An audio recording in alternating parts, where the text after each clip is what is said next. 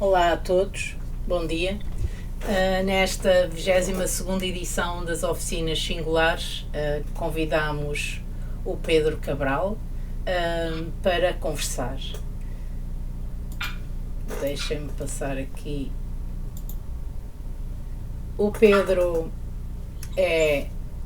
licenciou-se, o Pedro nasceu, vive e trabalha em Lisboa. Licenciou-se em Arquitetura na Escola Superior de Belas Artes de Lisboa, na SBAL.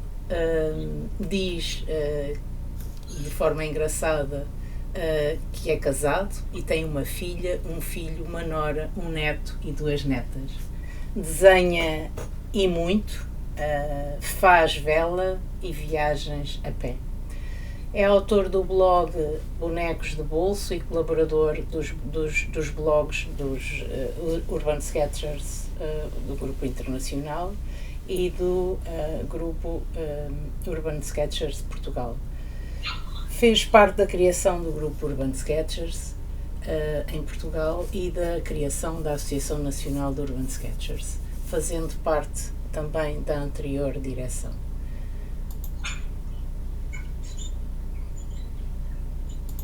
Bom dia, Pedro. Cá estamos. Eu julgo que está tudo aqui. Sim. Bom dia, Pedro. Olá, bom dia. Obrigada pela sua colaboração nestas oficinas. Pedro, é claro que, sendo o Pedro uma das raízes do grupo em Portugal, ficar-me a mal não lhe perguntar como é que isto começou e como é que o Pedro se dedicou a esta prática de desenho em caderno e de desenho no local. Obrigado, Alexandre, bom dia a todos. Muito obrigado por esta oportunidade para estar nestas oficinas singulares que, antes de mais, me parecem uma excelente iniciativa e quando começaram os Urban Sketchers, este tipo de atividades era mesmo um dos objetivos a atingir. Claro que fomos tratando de outras coisas, fomos esquecendo e felizmente a Alexandra aparece agora com esta iniciativa que é tão boa e que é tão... eu tenho gostado imenso de ver as oficinas e acho que isto é mesmo uma das coisas boas que o grupo dos Urban Sketchers tem, graças a Alexandre, e pode ter, e esta transmissão de ideias. Portanto, muito obrigado. Quanto aos Urban Sketchers, de facto foi uma aventura fantástica, começou há alguns anos e então, debaixo do ponto de vista, começou da seguinte maneira. Eu já tinha uma quantidade muito grande de desenhos que fazia diariamente e comecei o blog dos Bonecos de Bolso em 2005, salvo erro. Já andava nisto há uns tempos quando recebi um telefonema do Eduardo Salavisa a convidar-me para um encontro com vista a publicar alguns desenhos naquele primeiro fantástico e premonitor livro que ele fez sobre diários gráficos. Foi um grande orgulho e foi uma grande alegria e correu muito bem e o livro apareceu. Quase em simultâneo, portanto, com o blog dos Bonecos de Bolso, começou a haver, naturalmente, entre blogs, não havia ainda Facebook, ou pelo menos eu não usava, havia uma outra coisa que se chamava Flickr, mas trocávamos vários comentários e fomos conhecendo algumas pessoas, para além do Eduardo Salavisa, que não tinha um blog, tinha o site dos diários gráficos, mas começou a haver alguma empatia e alguma troca de mensagens entre algumas pessoas. Entre essas algumas pessoas havia o Gabi Campanário, que tinha um blog que se chamava Seattle Sketcher, e o Lapin, e vários outros sketchers na altura portanto, que tinham blogs, isto andava à volta dos blogs de desenhos, blogs gráficos. Foi nessa altura, portanto, passados uns tempos, o Gabi Campanário fez uma primeira experiência no Flickr, mas depois falámos, portanto, entre nós. Na altura juntou-se também alguns outros autores portugueses, o Filipe Leal Faria, o José Louro, o João Catarino, portanto, tudo sempre à volta dos desenhos diários e dos blogs de blogs de diário de desenhos gráficos, de desenhos diários. E o Gabi Campanário propôs fazer um blog conjunto. Como é que se chama? Como é que não se chama? O dele chamava-se Seattle Sketcher. Portanto, o Sketcher era uma palavra que andava à volta do que fazíamos. Se havia de portanto, eram pessoas de várias cidades, de vários sítios do mundo já nessa altura, e optou o Gabi Campanário por chamar Urban Sketcher. Portanto, do Seattle Sketcher passou para este blog conjunto que se chamou Urban Sketcher e tinha 35 autores. E pronto, passámos a publicar, além de publicar os desenhos nos nossos blogs, a publicar os desenhos neste blog Urban Sketcher, que muito rapidamente dos 35 passou a 100 autores, que era o máximo que o blogger permitia. E a partir daí a coisa foi sempre crescendo, e sempre à volta do Gabi Campanário e deste blog dos Urban Sketchers. E foi uma explosão fantástica e muito divertida de seguir e de participar. Cá em Portugal fomos sempre crescendo também muito rapidamente, em percentagem, uma percentagem muito superior aos Estados Unidos ou a Singapura, que foi logo a seguir também graças à Tia, uma sketcher de Singapura.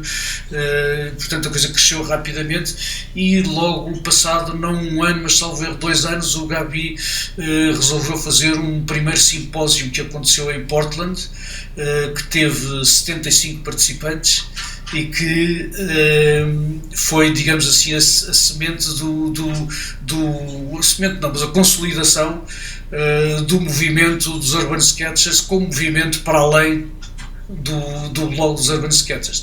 E depois nunca mais parou. Este foi o princípio da história, mas foi sempre crescendo, rebolando, crescendo em bola de neve, até a alegria de termos hoje tanta gente por todo o mundo, literalmente, a desenhar e a pôr e a mostrar os nossos desenhos do cotidiano. Foi assim. E a funcionar em rede, não é? Porque de alguma forma o grupo vai-se ligando. Claro que há gente que desenha em todo o mundo, mas podiam fazê-lo de forma dispersa, não é? Mas parece que há uma tentativa quase de tecer essa rede e de a ligar a todas as partes, não é? O Pedro, nós vamos passar aqui para os seus desenhos. O Pedro é arquiteto e de formação. Claro que sabemos que os Urban não se encerram nas formações das pessoas, não é? Portanto, há muita gente que se dedica ao desenho sem uma formação específica nessa área e vai desenvolvendo as suas competências. Mas a pergunta que lhe faço é,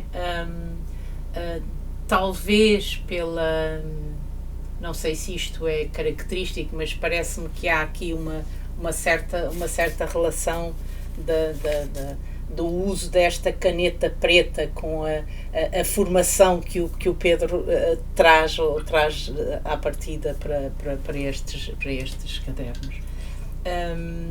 Haverá aqui um cunho do arquiteto nestes registros, que neste caso não são edifícios, mas é como se eles fossem, não é? E se plantassem num espaço urbano.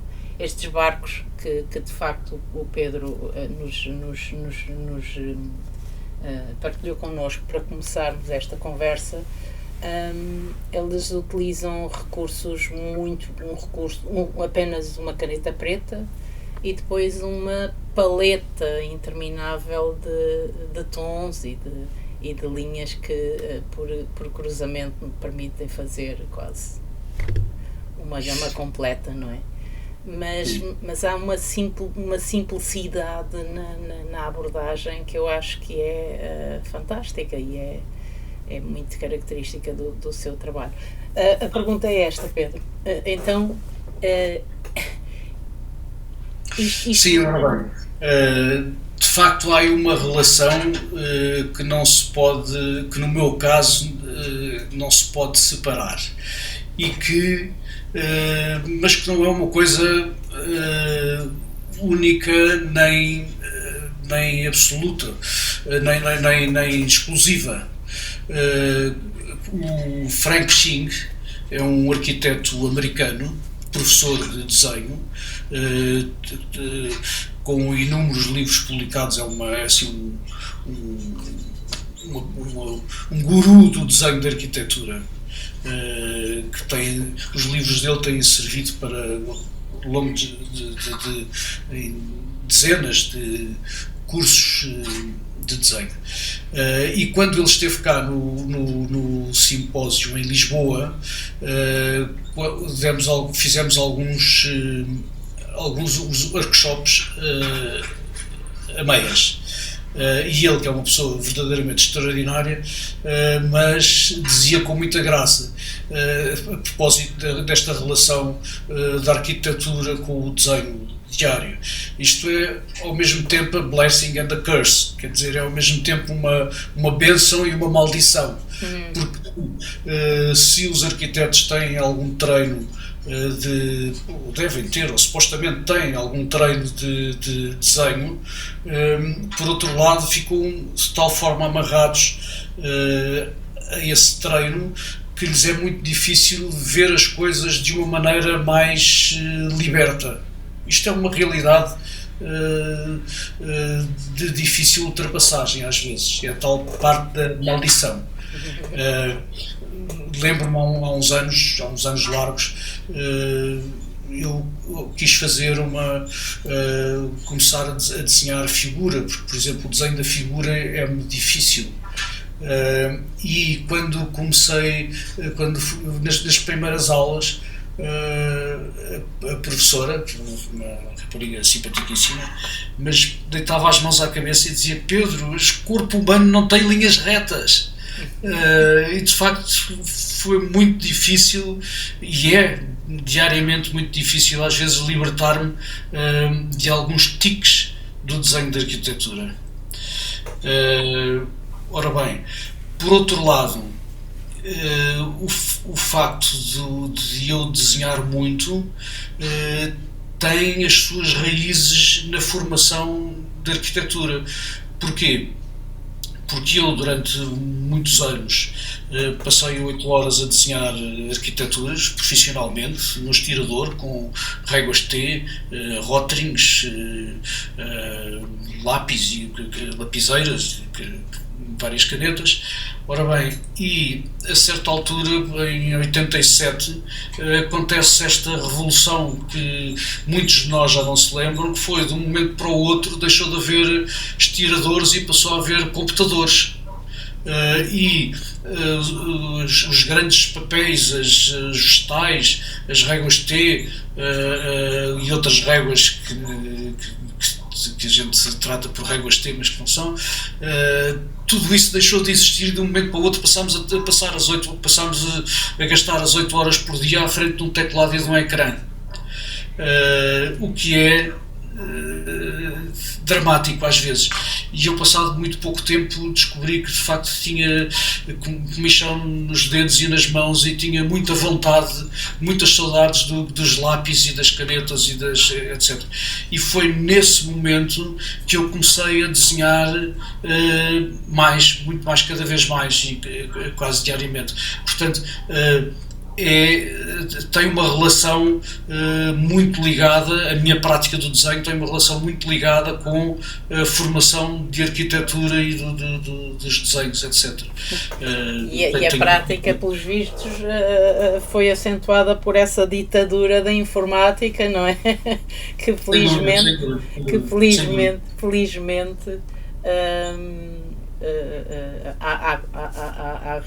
o Pedro seguiu por esta via, não é? Porque é uma forma quase de descompensar ou de compensar aquilo que a informática também descompensa.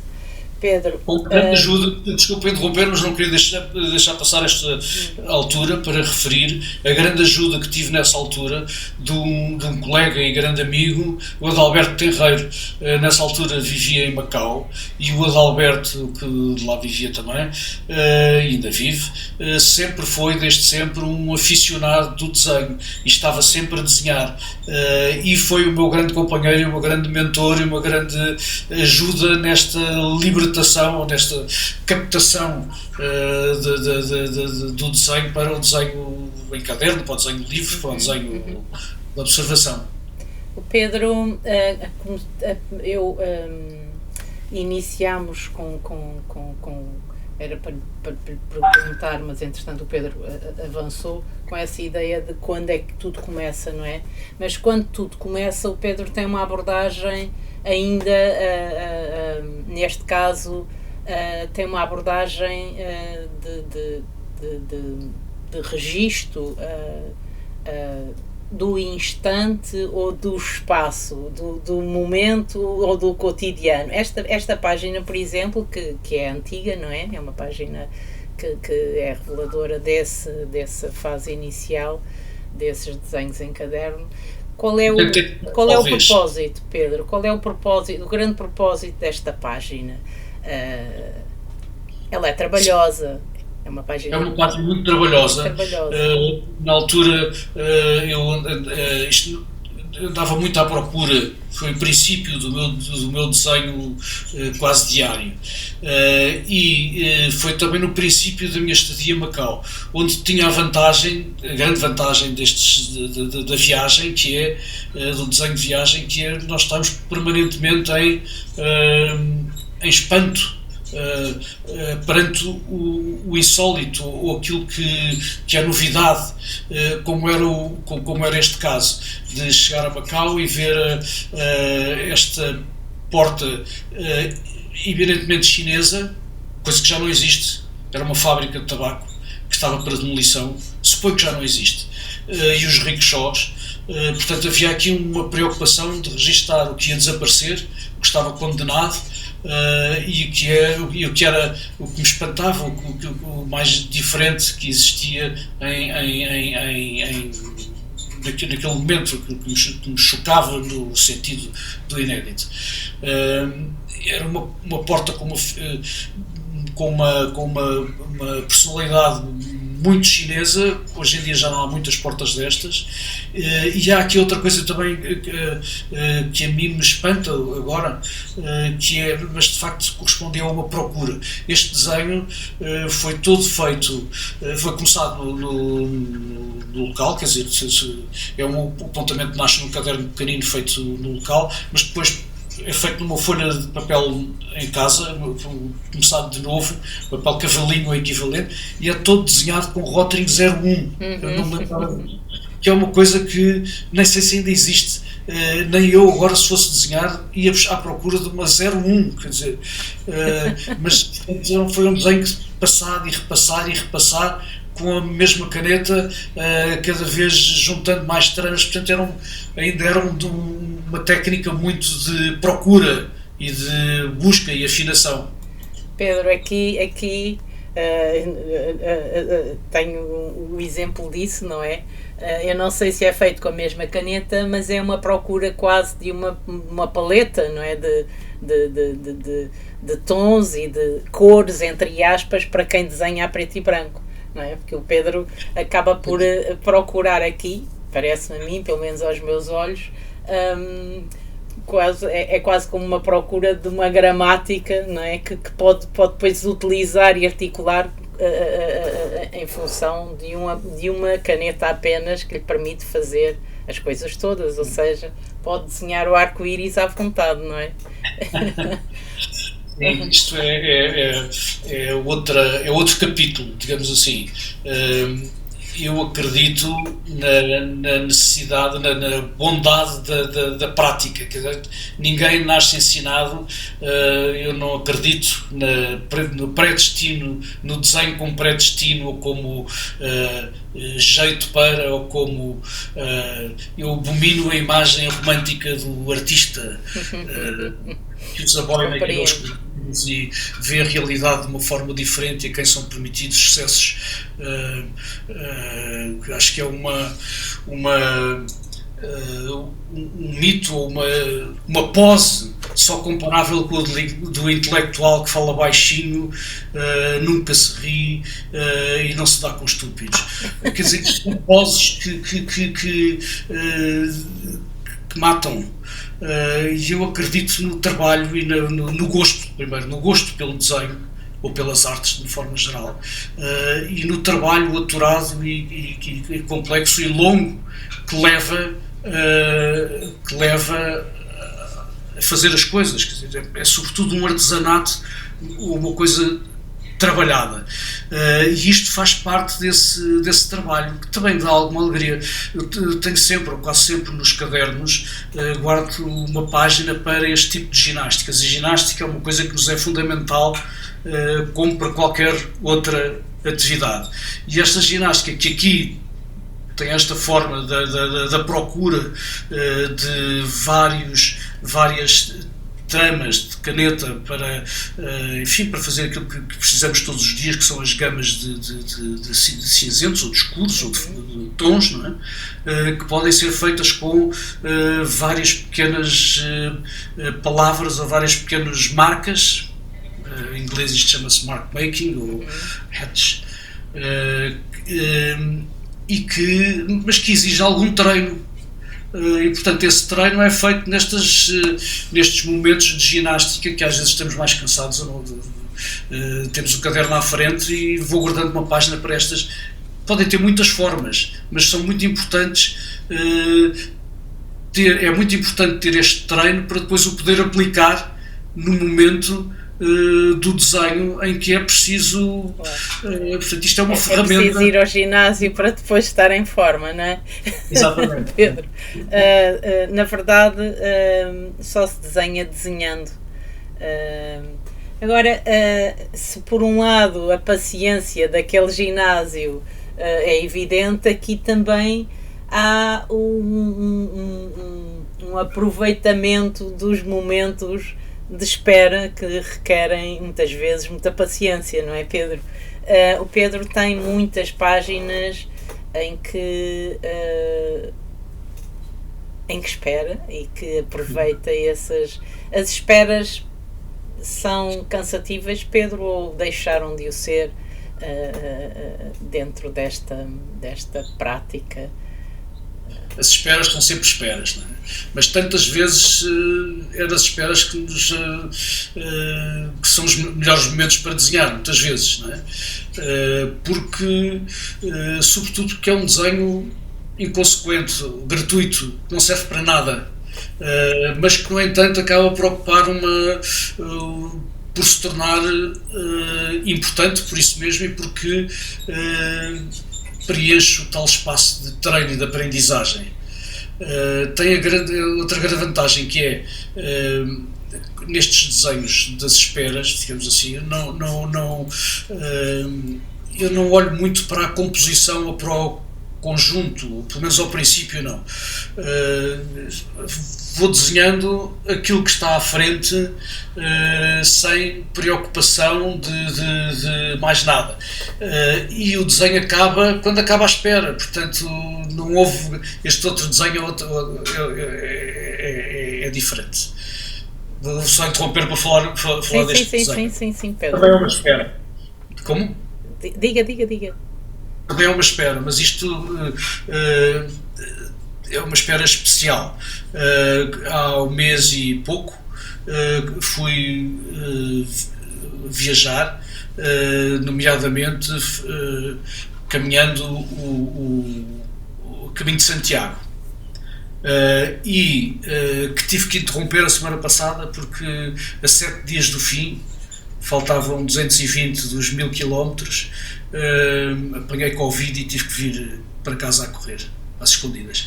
Mas isto foi o primeiro dia. Eu fui de caminhoneta para Sevilha, cheguei a Sevilha às 5h30 da manhã, estava a chover, estava muito vento, era de noite,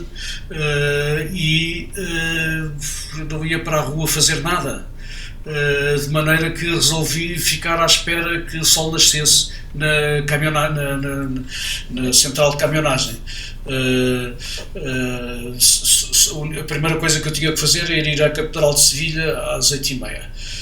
E de maneira que não adiantava nada ir apanhar chuva para a rua. Arranjei um banco direito, deitei-me, atrassalhei-me com a mochila e adormeci. Por muito pouco tempo, porque veio logo um guarda dizer não pode estar a dormir aí. De maneira que eu levantei-me e fui-me assentar junto com os outros, com uma data de sem-abrigos e vagabundos que ali estavam, porque era o único sítio onde não chovia, e eu no meio deles também com um vagabundo. E lá estava cheio de sono e fui fazendo o meu desenho, porque tal como todos os outros colegas vagabundos, cada vez que o sono apertava um pouco mais e a gente se esticava, mal caía um bocadinho em cima do banco do lado, vinha um guarda a dizer não pode estar deitado, não pode estar deitado, vamos embora acordar. Pronto, de maneira que é um bocado a história que conta este desenho. Passado um bocado nasceu o sol, apesar do vento a chuva amainou e eu saí dali e fui dar uma volta por Sevilha até chegar à Catedral às 8h30. Foi essa a história. Todos os desenhos têm uma história. O Pedro há pouco dizia que não escolhia uma composição, não tinha propriamente uma ideia nestes momentos de espera, não é? Aqui, sim, voltando atrás, é um pouco isso que tinha dito, com certeza. Vai apanhando aquilo que o tempo lhe permite, certamente, não é? Exatamente. O tempo da espera. E às vezes as pessoas, aqui neste caso eu desenho pessoas, não é? Às vezes as pessoas saem, acaba a espera para eles, levantam-se, vão-se embora, mudam de posição, e às vezes às vezes ficam a meio, como há aí vários bonecos ficam a meio. Outras vezes há pessoas que começam a desenhar uma pessoa, mas daí a bocado vai-se embora e ganha as pernas de outra pessoa, ou o braço de uma terceira, enfim, não é sempre, às vezes também começa um desenho novo ao lado, depende do bocado, mas portanto é sobretudo um desenho gratuito, inconsequente e que vai andando ao sabor do tempo. O Pedro é um apreciador de desenho de viagem, não é? O que é que o faz, e muitas vezes fala nesses desenhos de viagem como sendo a viagem do dia-a-dia. O Pedro quer falar um bocadinho sobre essa viagem do dia-a-dia e de que modo é que isso, de facto, o encanta e o prende. Sim. Ora bem, o desenho de viagem, entre aspas, é, de facto, o desenho... assim, o supra-sumo, o mais importante quanto a mim, desenho de diário gráfico.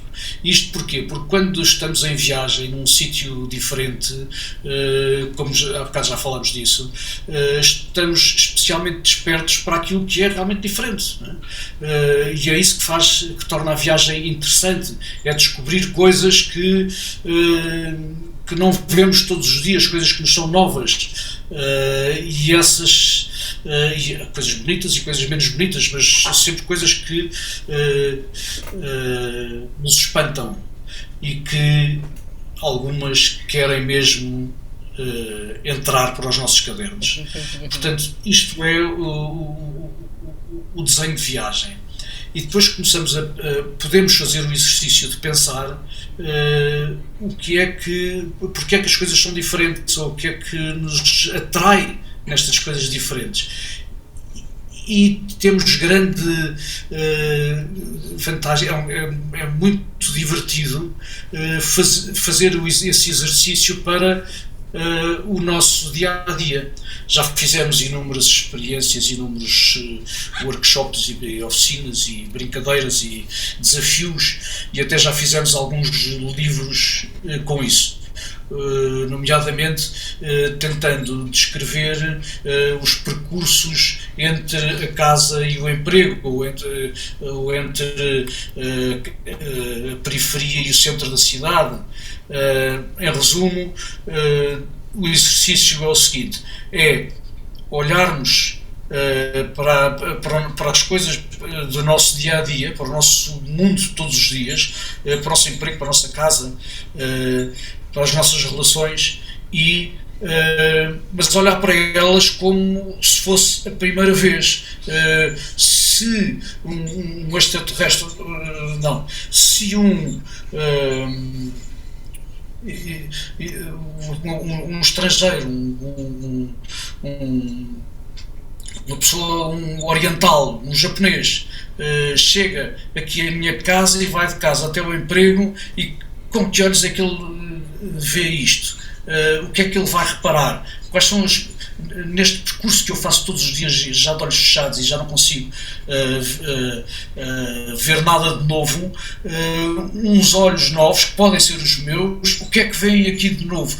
E descobrem-se coisas extraordinárias, e às vezes não é preciso descer ao pormenor, mas às vezes em pormenores descobrem-se composições ou coisas de facto divertidas, e portanto o gozo de transformar o cotidiano na viagem, que vale a pena, é um exercício que vale a pena tentar. Para além disso, não sei se respondi. Sim, Pedro. Sim. Para além disso, essa eu acho que encaixa aqui na perfeição, que é, apesar de ser um lugar, aliás, é um lugar recorrente nos seus registros, esta Praia da Ursa, onde naturalmente o Pedro faz provavelmente esse, não sei se é da espera, se é do estar, se é de voltar a olhar com outros olhos sobre a paisagem, mas de facto não há um desenho que se repita num espaço que é repetidamente escrito por si. Aqui acaba por, de alguma forma, espelhar isto é uma página que foi composta pelo Pedro, para nos podermos mostrar aqui, em que tem de facto várias páginas do caderno onde se repete esta mesma formação rochosa, não é? O Pedro varia, de um modo geral, e aqui conseguimos perceber isso.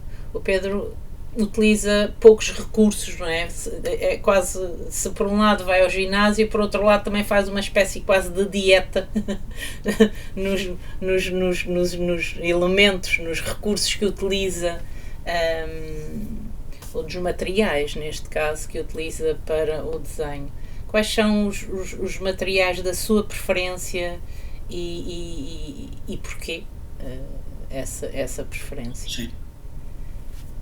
Olha, primeiro, isto de facto acho que todos nós, desenhadores, temos alguns modelos que são recorrentes, e eu tenho, enfim, não é só esta pedra da Praia da Ursa, mas há mas há alguns modelos que vou sempre desenhando recorrentemente.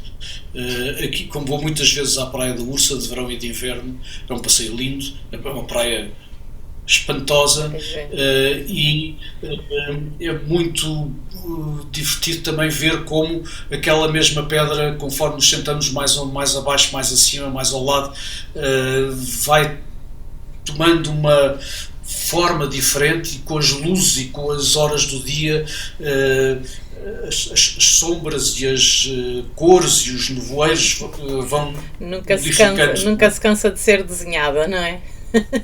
Exatamente,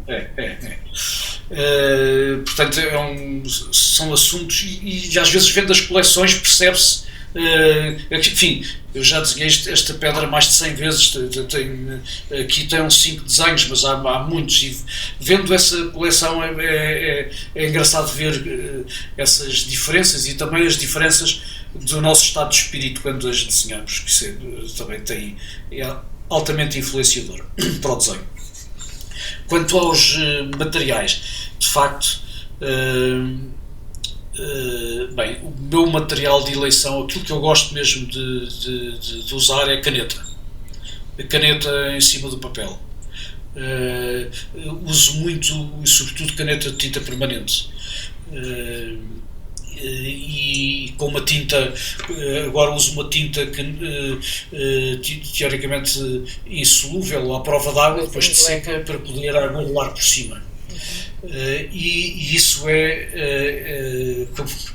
como se diz, é a minha praia, quer dizer, a caneta não é a praia da Ursa, mas a caneta em cima do papel é aquilo que eu gosto de fazer. E tenho que fazer um esforço para usar a aguarela, por exemplo. Gosto muito da aguarela, mas durante anos foi uma fonte de frustração para mim e não consegui. Fiz inúmeras experiências mal recebidas, mal feitas, mal recebidas e mal acabadas, e que só se traduziram em frustração. Depois houve um agosto em que eu disse que isto sei que isto tinha de acabar, e durante esse mês de agosto andei a gastar papel, pondo aguarelas em cima do papel, e no fim do mês de agosto continuava a não saber aguarelar, mas pelo menos tinha perdido o medo e a vergonha, e é isso que se passa hoje em dia. Continuo a ter grandes dificuldades com a aguarela, mas perdi o medo e a vergonha, e portanto vou aguarelando os meus desenhos. Pedro, Quase sempre em cima de um desenho primeiro da caneta. Sim, sim. só uma questão. Hum, parece-me, quer dizer, não, o Pedro utiliza a linha como sendo a sua marca caligráfica, não é? Fala nesta dificuldade da utilização da aguarela, mas o que eu gostaria de perguntar é o seguinte: o Pedro, quando utiliza a aguarela, não está certamente muito preocupado tecnicamente com essa utilização, não é? O uso que faz da aguarela é um uso, parece-me a mim, que pretende, pronto, ele pretende conciliar-se com a sua escrita e não pretende ser uma aguarela, porque há aqui uma grande diferença entre querer fazer uma aguarela e usar a aguarela em proveito daquilo que se pretende evidenciar, não é? Portanto,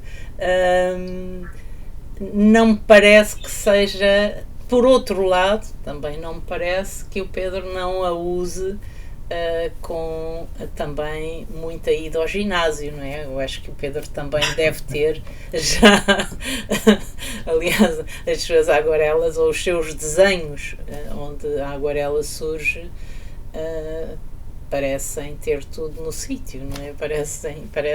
São o que são, não é? Temos aqui algumas pessoas a assistir, eu não sei se alguém quererá fazer alguma pergunta ao Pedro. Já lhe deram aqui os bons dias. Começou por ter aqui o André Duarte Batista a mandar-lhe um abraço por tudo o que é o seu percurso.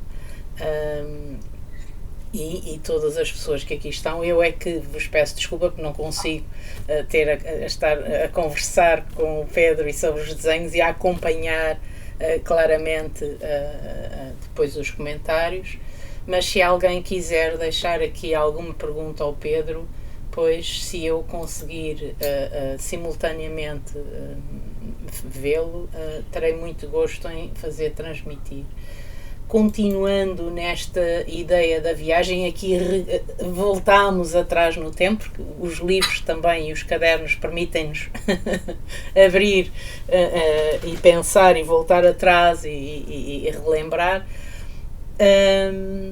Estes devem ser dos primeiros desenhos que o Pedro faz com esta prática, ou centrado nesta ideia de que o desenho em caderno e de retirar e de trazer dos lugares para dentro daquilo que é a memória que o caderno nos permite ter, não é? É mais do que um álbum de fotografias. Eu julgo que o desenho transporta mais coisas, não é, Pedro? Sim.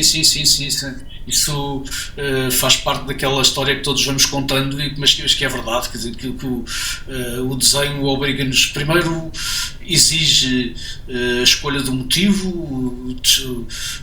um enquadramento, guardar algum tempo para isso, e depois exige uma observação cuidada, e isso tudo ajuda-nos a fixar o momento, o motivo, o modelo, e a recordá-lo mais tarde.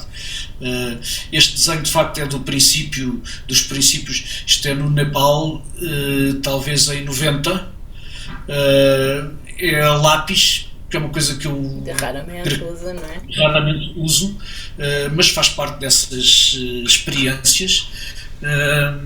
E é daquelas, por exemplo, nesta altura estava de facto a começar, e foram uns anos em que eu viajei muito. Lamentavelmente desenhei pouco, tenho pena de não ter desenhado mais. Hoje em dia teria nos mesmos sítios desenhado muito mais do que desenhei na altura, e de maneira que são poucos estes desenhos. E são, talvez por isso, importantes. Agora procuro desenhar muito mais, sobretudo em viagem. Pedro, o Bruno Vieira pergunta se desenhar nas esperas e nas viagens pessoas, se não cria pressão sobre quem está a ser desenhado. Ou o Pedro procura sempre uma posição mais escondida perante aquilo que está a retirar, não é? Ou a roubar, ou a trazer consigo, a transportar. Sim, é bem observado e tem toda a razão. Raramente desenho pessoas. Uma coisa é o desenho de figura que fazemos academicamente, não é? Em sessões de desenho. Agora, o desenho de pessoas é uma coisa que me intimida e que me é difícil. E esse confronto de olhar o desconhecido nos olhos, como faz. Estou a pensar nos desenhos do António Jorge Gonçalves, do Metropolitano, que sentava e desenhava a pessoa que está na frente dela. Eu acho que isto é heroico, e aliás as histórias que ele conta demonstram isso com muita graça. Mas talvez não, é mesmo por isso, quando desenho pessoas nessas circunstâncias, quase sempre o faço disfarçadamente e desenho os pés, as pernas, as mãos e tal, não chego à cara, normalmente ponho a cara mais tarde, exatamente porque esse confronto não me é nada fácil.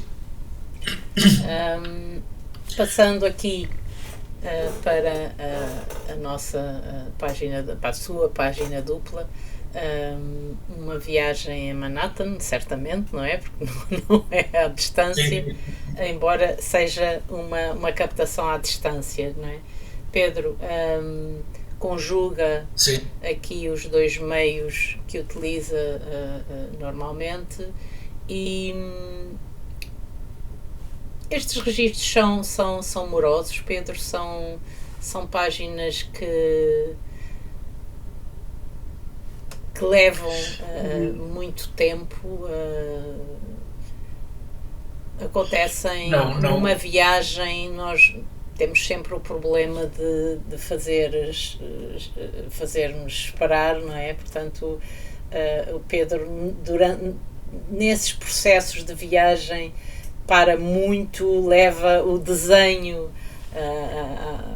à exaustão, ou vai fazendo isto, claro, com mais estabilidade? Isso é a grande vantagem, uma das grandes vantagens de viajar sozinho. É não fazer esperar ninguém, nem esperar por ninguém. E é ser responsáveis pelos nossos próprios erros e dos nossos próprios atrasos. Não é? E se eu me perder, que acontece, perco-me sozinho e não arrasto ninguém para passos inúteis. Portanto, viajar sozinho é uma grande coisa. Neste caso, Manhattan, por exemplo, não estava a viajar sozinho, mas, enfim, consigo frequentemente, com pessoas de família, afastar-me um pouco ou ter um pouco de... Eu já os apanho para fazer o boneco. Isto obriga a que o boneco seja feito rapidamente. E, regra geral, são desenhos rápidos. Às vezes... neste caso não, neste caso são 2 desenhos feitos inteiramente no local, mas são desenhos muito rápidos, de 20 minutos talvez, nunca sei bem, mas admito que 20 minutos, meia hora com aguarela e tudo, porque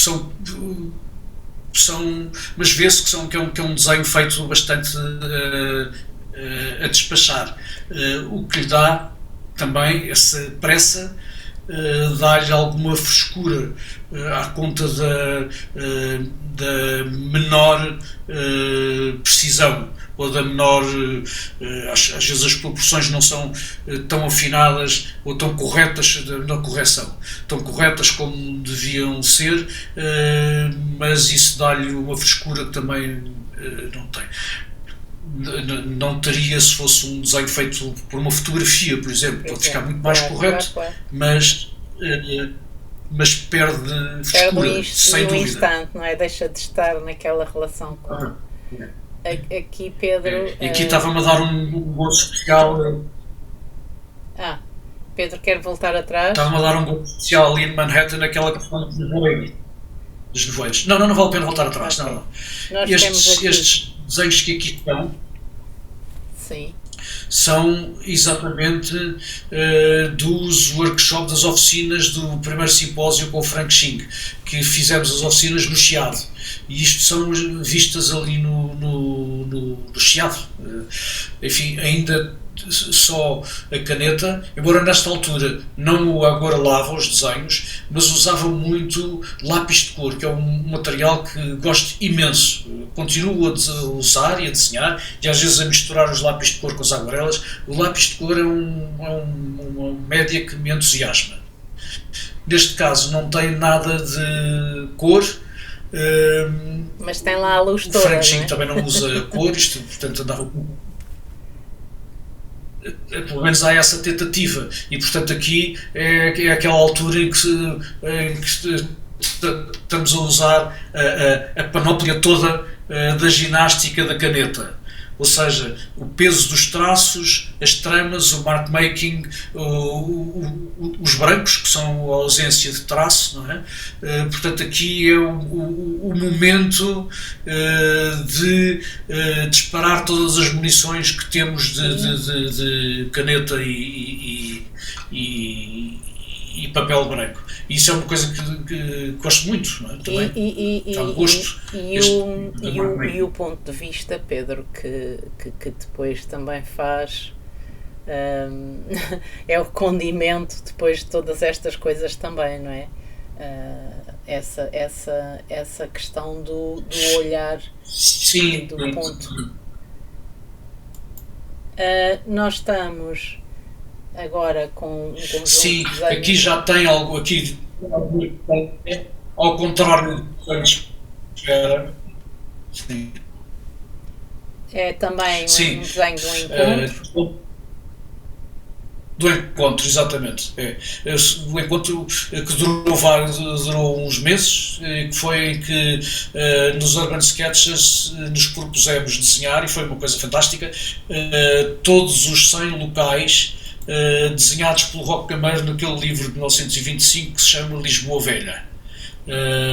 Nós chamámos Lisboa Antiga e fomos à procura, graças ao trabalho exaustivo previamente feito por um fotógrafo de Lisboa chamado Mário Marzagão, que fez um trabalho notável de procura e localização destes sítios todos desenhados pelo Roque Gameiro. Nós já tínhamos, porque às vezes são difíceis de encontrar, já tínhamos esse trabalho todo feito, não era que partimos seguindo as pisadas de Mário Marzagão e fomos redesenhar todas estas vistas apanhadas pelo Roque Gameiro, e depois fizemos uma exposição interessantíssima com 400, salvo erro, desenhos de muitos urban sketches que seguiram as pisadas do Roque Gameiro. Foi um encontro muito divertido.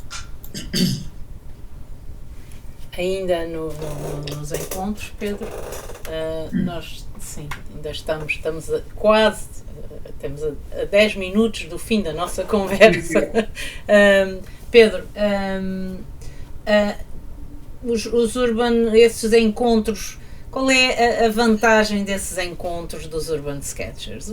Qual é a vantagem de desenhar em grupo e de irmos para um sítio desenhar? Ora bem, o desenho é uma atividade solitária, ponto final. Claro. Portanto, ninguém desenha a 4 mãos. Pode-se desenhar a 2, às vezes desenha-se com a direita e a esquerda ao mesmo tempo, mas a 4 mãos é exquisito, o equivalente. Mas os encontros são muito divertidos e muito compensadores. Primeiro, nos vemos todos porque falamos sobre desenho e porque enfim, é um convívio agradável, e depois porque aprende-se muito quando estamos todos juntos no mesmo sítio, com o mesmo modelo, a desenhar a mesma coisa, e depois chegamos ao fim e verificamos que os desenhos são todos diferentes, e aprendemos vendo como é que cada um escolheu, para o mesmo motivo, como é que escolheu o seu ponto de vista, e como é que escolheu o que desenhar e o que não desenhar, e como é que começa o desenho, qual é o primeiro traço, qual é a primeira abordagem, e enfim, toda esta individualidade da abordagem do desenho, do mesmo modelo. Se nós não estivermos lá e não tivermos feito a nossa própria abordagem, também não conseguimos aperceber-nos das diferenças da abordagem dos outros. E isso é muito, quando nós damos passinhos pequeninos a aprender a desenhar, estes encontros ajudam-nos a dar passos bem maiores e a aprender muito do desenho. Às vezes há coisas surpreendentes. Uma criança ou uma pessoa que nunca desenhou e que chega a estes encontros e faz a sua primeira experiência, e nós olhamos para aquilo, lá está, porque é que eu não fiz isto? Uma situação que eu nunca tinha reparado, um alinhamento de um ponto de vista, um enquadramento que me tinha totalmente escapado, e que esta pessoa, sem experiência nenhuma, se calhar porventura por essa mesma razão, consegue uma abordagem completamente diferente e muito rica. E isso é a riqueza, para além do convívio, do encontro e da conversa sobre os desenhos, é a grande riqueza dos encontros dos Urban Sketchers.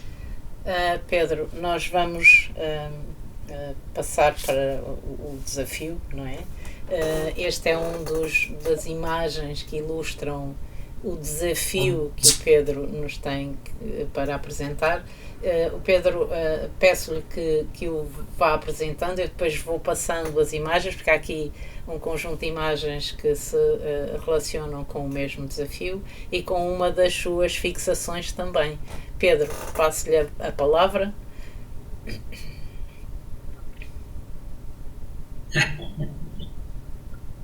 Sim, então o desafio é o seguinte: primeiro contar a história. Houve um dia em que eu, há muitos anos, que eu fiz um desenho daquilo que havia do meu estirador. E como felizmente ao longo da vida tenho passado, vivido, trabalhado em uma quantidade enorme de casas, cidades e sítios. A partir dessa altura comecei sistematicamente a desenhar a vista da minha janela. E hoje já tenho uma coleção grande que gosto muito de revisitar, de vistas da minha janela ou das minhas janelas, ao longo do tempo, ao longo dos anos, ao longo dos sítios. E, no fim de contas, o desafio é esse. A minha proposta é que ganhem esse interesse, esse gosto, e comecem já hoje a desenhar a vista da vossa janela, e que esse desenho se vá repetindo e consigam fazer uma coleção em cadernos, em coisa, uma coleção das vistas das janelas por onde vão passando, e que de alguma forma sejam significativas, e isso daqui a uns tempos vai com certeza contar uma história interessante e a que gostarão certamente de regressar. Esse é o desafio, no fim de contas.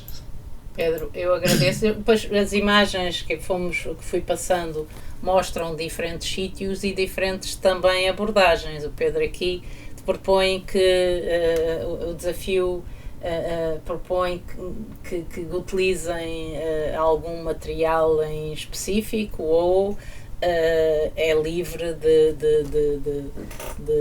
ser utilizado aquilo que se quiser. Propõe alguma ferramenta? Eu acho que é aquilo que se quiser, o próprio tem usado o que está mais à mão, ou o que é mais próprio, ou mais, enfim, o que dá mais jeito para aquela janela, naquele sítio, naquele momento, é o que há. O importante é ter o registro de janela, e é isso que nos vai daqui a uns tempos lembrar e reconduzir àquele sítio. Pedro, neste desenho, agora nós que estamos mesmo uns com mais colagem, uns com mais... Neste desenho, Pedro, estamos mesmo a chegar ao fim, mas ainda dá para... é um desenho que nos confronta... Este desenho é curioso porque... Sim, eu estou a ouvi-lo mal. É um desenho que... é uma grande confusão, uma grande montagem.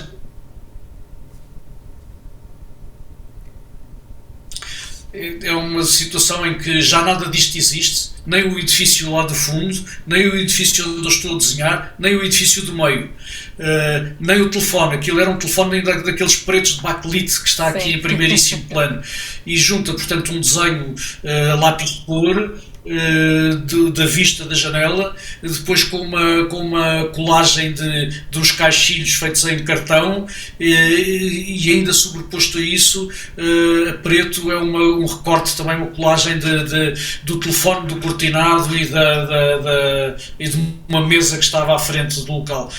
Isto deve ser para aí de 87, e já nenhum destes edifícios existe. Nem o primeiro, nem o segundo, nem o terceiro, nem o quarto plano. Nem os telefones. De maneira que é um desenho que me traz Pedro, eu agradeço-lhe este bocadinho, grande bocadinho de conversa aqui comigo e com as pessoas que estiveram presentes.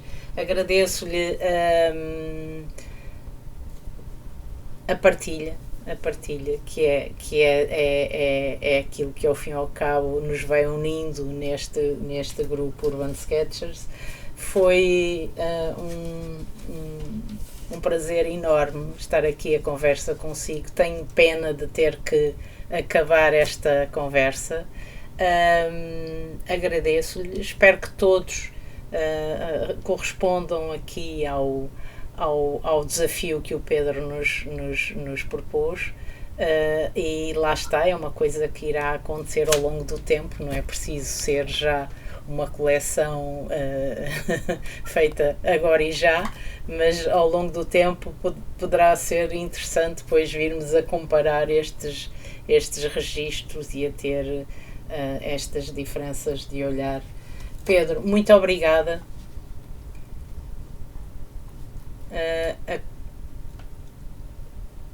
Eu julgo que a ligação foi abaixo. Obrigada a todos e até uma próxima.